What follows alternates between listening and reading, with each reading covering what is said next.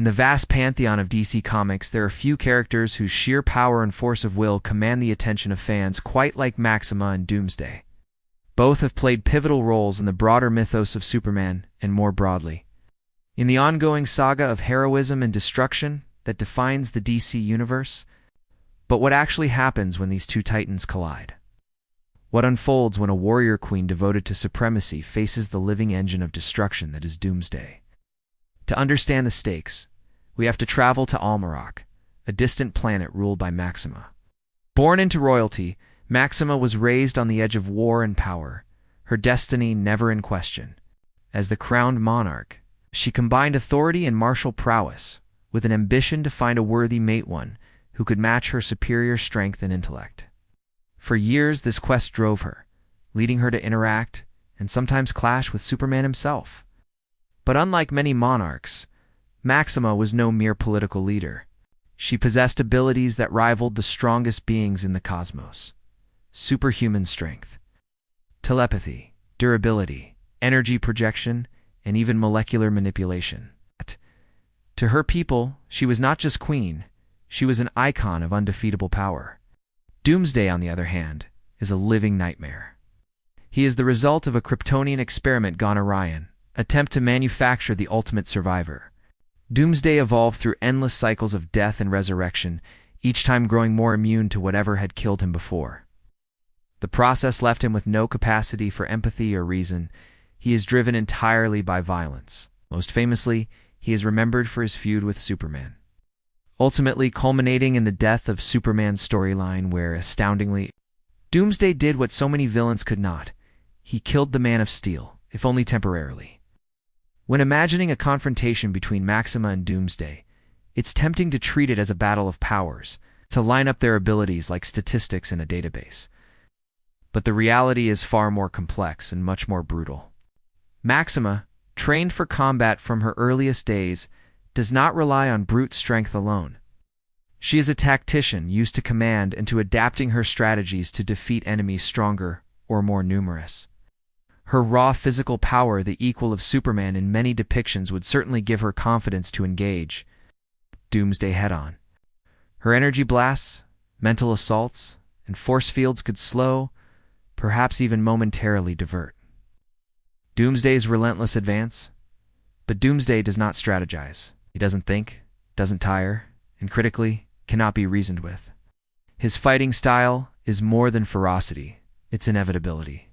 With every blow he receives, his body adapts, making him all but immune to the technique that hurt him last time. Slashing, crushing, incinerating, he recovers from it all, each injury teaching him. Each death only serving to make his skin thicker, his bones harder, his resolve unbreakable. Maxima's telepathic powers, formidable against most adversaries, would falter. Doomsday's mind is a fortress of pure rage, utterly inscrutable and resistant to psychic tampering. So let's imagine their clash. The skies over Almarok darken as Doomsday falls to the surface, a living meteor of malice. Maxima rallies her guard, but quickly realizes that the initial waves of defense are only temporary distractions for Doomsday. In a matter of minutes, he carves a path through steel and flesh alike. Maxima enters the field herself, energy crackling around her form, her voice thundering commands to shield her people. They meet. The ground shakes at Doomsday's first punch, but Maxima gives as good as she gets. Her blows send shockwaves crackling across the cityscape. She unleashes telekinetic force and molecular disassembling, impressive, overwhelming to almost any other opponent. For a moment, perhaps, it looks as if Maxima could turn the tide. With her centuries of training and her indomitable will, she lands a direct hit that would shatter mountains. But Doomsday evolves. Each attack met, each power learned, and then endured. His scales thicken, the blasts grow less effective. His pace, if anything, quickens. Maxima fights with every ounce of ingenuity, the kind that has allowed her to reign for centuries. But Doomsday is a force beyond learning or avoidance. He cannot be outmaneuvered for long, and Maxima's psychic assault finds no purchase. What sets their conflict apart is the difference in purpose. Maxima fights for sovereignty, for her people, and to prove her own supremacy. Doomsday simply destroys without purpose, without restraint. In the end, the battle is a test of resilience versus adaptability. Maxima's power, intellect, and regal command make her one of the DC Universe's most formidable beings. But Doomsday's overwhelming physicality, his immunity to repeated attacks, and his unrelenting brutality make him a nearly unstoppable force. Few have ever truly stopped Doomsday. Fewer still have survived facing him more than once. Perhaps that is the true terror of Doomsday, not simply that he cannot be beaten the same way twice, but that he reduces every clash to its most primal form: survival.